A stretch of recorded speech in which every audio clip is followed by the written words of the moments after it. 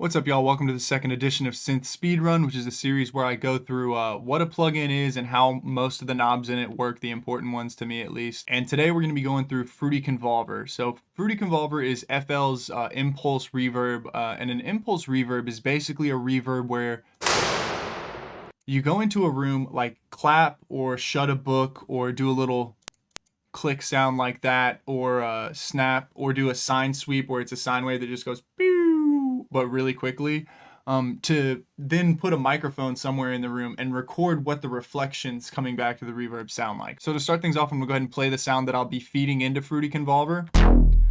It sounds like that, and then from there, let's go ahead and jump into the knobs here. So default settings of Fruity Convolver is gonna sound like this. And it has two knobs here. The first one's dry. That determines how much of the dry signal, so just this sound without any convolution. The next one, the wet knob, is going to control how much of the reverberated process signal you're going to be hearing.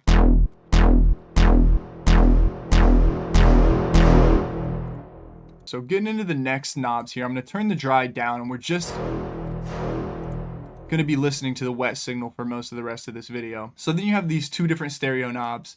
And the easiest way to think about this is this knob here controls the width of the signal that's going into this convolution source, and this knob here controls the width of the convolution source, right? And it doesn't affect the dryness. So if you take this right here, mono it, you still have stereo information, but basically it's taking this signal, monoing it, and then sending it through the reverb, which then has a separate control for the output, so you can make it even wider. So that's what those two knobs do. I'm going to turn the wetness up a little bit. And before we keep going, just to cut the tails down on this, I'm going to hit fade out a couple times just to shorten up my reverb. That way I don't have to wait for it to decay every time. So the next knob we have here is a delay. And so what this does is pushes back the first reflection. So I'll turn this dry back up. That's with no delay. And then that's just pushing it back 344 milliseconds. You can see the amount up in the top left corner. So then next we have this self-convolution knob. Basically what this does is doubles the convoluted signal. Some effects units will have a feedback where basically the output is fed back into the input at like a percentage rate. So this would be endlessly at 100% for most plugins. This one actually does something different. So what this does is the impulse is convolved with itself before being convolved with the input. This creates a similar effect to putting reverb on an impulse. So basically it means before the input gets affected, this impulse is basically sent through itself. So it kind of doubles what it's not just doubling the sound. It's like, this is, you know, full wetness on the signal here. It's kind of like this reverb is affected by this reverb that at 100% or like a lesser percentage value. So I'll kind of slide this up. That's just this first impulse. That's two full cycles. So this one goes through itself and then the input hits it. And then this like in between. So if you're ever using like a really small dry impulse, it should, like this clap, make it a little more reverberating, but it's only, again, going through the length of this signal. There's a better one. So if you have this fully convolved signal, it does add like a better reverb tone to it. So moving on to the next little piece here, I'm going to reset my convolver real quick. We have the stretch knob, and what this does is the same thing that this does here. So it pitches it up an octave by stretching it shorter, or it pitches it down an octave by stretching it longer. I'm going to cut a little bit of the tail off again. And then this should be shorter tail and brighter tone. Yes, longer tail and darker tone. So hopefully that makes sense for that knob. So then the next knob we have here is this EQ knob. It seems like it does nothing, but we have to go into this second tab here, the equalizer, and then I'm going to turn step editing on. We can kind of set a curve up. I'm going to turn the this here is snap to grid.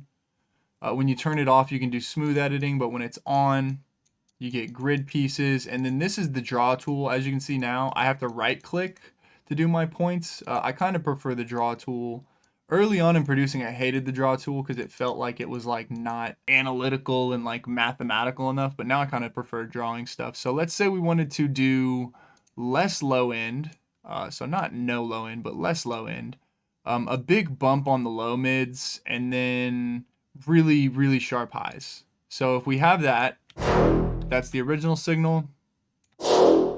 Then I'll bring this up too so you can kind of really get an idea. And then there's our altered signal. So as you can see, a little brighter, a little boomier, and then a lot less low end. But just to accentuate this fact even more, let's do like a couple of sharp peaks here. And then, so then we get like a more flanged phaser type deal. So then moving into the impulse editor section, basically, the play knob is going to play your impulse. If you want to get a new impulse and you click in this little piece right here, it'll take you to the impulse folder location in the browser right here. Then you can kind of pick through to get a new impulse without having to go through all your presets, where they basically have these in a different you know, instance where every time you change this, the settings are going to change, right? So if I go in here and go to default, it moves my wetness and stuff. So it's easier to just kind of click this piece here and go through there. Then moving on to the next pieces, I do use the tail shrinker a lot. Basically, this is the way that this works is the same exact stuff that's in Edison, and some of this stuff doesn't even do anything. Like the set loop doesn't affect your reverb. It just affects, well, it doesn't even affect how it plays in this case, but setting a downbeat, for example, does do something, which is just kind of well, not useless, but right, it's moving the start position, but you could just as easily like go in here and delete this piece to change it that way. I guess it's nice to have a little slidey piece that works. But the pieces that I do use of this a good amount are the tail fader, is pretty useful. And then there's another couple pieces that are really useful too. So if you have a convolution source that's really dry and like short, like this clap, you can click this little thing, which is a convolution reverb inside a Fruity Convolver. Then you can kind of dial this in to sound more like a convolution thing. The offset controls when the convolution source starts, so how long in this little chain, like that little downbeat thing I just showed.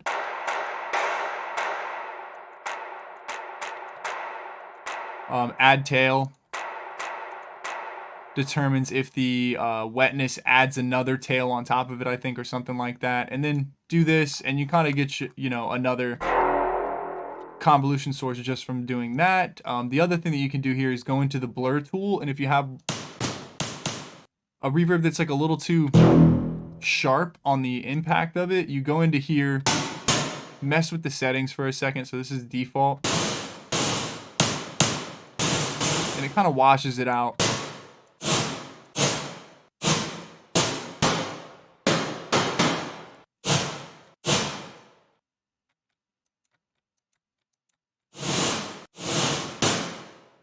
So that sounds cool. And just mess with the settings there until you get something you like. And of course you can go in here and change this too. But I kind of like the original thing, so we'll just reset.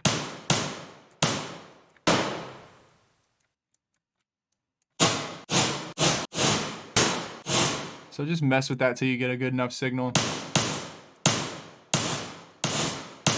And that'll work for me.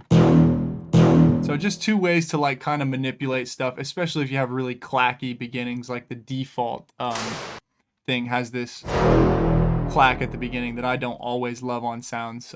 So moving on from there, the last thing that I'll show is this is the best way to change the tails. If you ever have like a long, you know, tail that you don't want to be so long, you can just do this by clicking the volume slider here and then really quickly edit and even like delay out your tails if you want to, or just do weird shapes in here. I wouldn't do this weird of a shape, but you could if you wanted to. So then from there, let's rank this.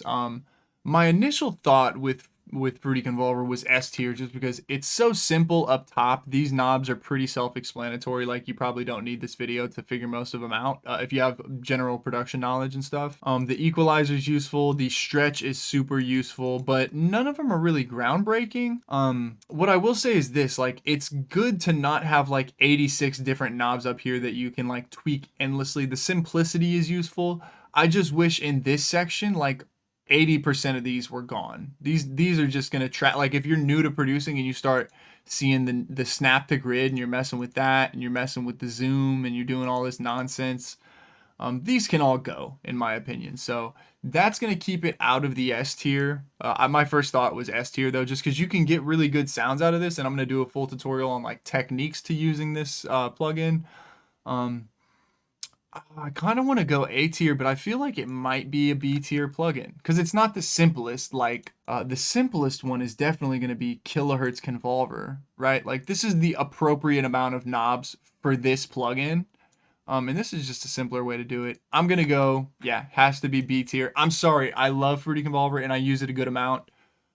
This one just got to go B tier. So let me know which plugins you want to see me do next for the synth speedrun, so they can get a ranking on here. I already have Lux Verb. I'm going to definitely do that one. And I know these are all effects plugins, but I'm also going to do synths. So just let me know which synth you want to know more about super quickly. Thank you for watching, and I will see y'all in the next one.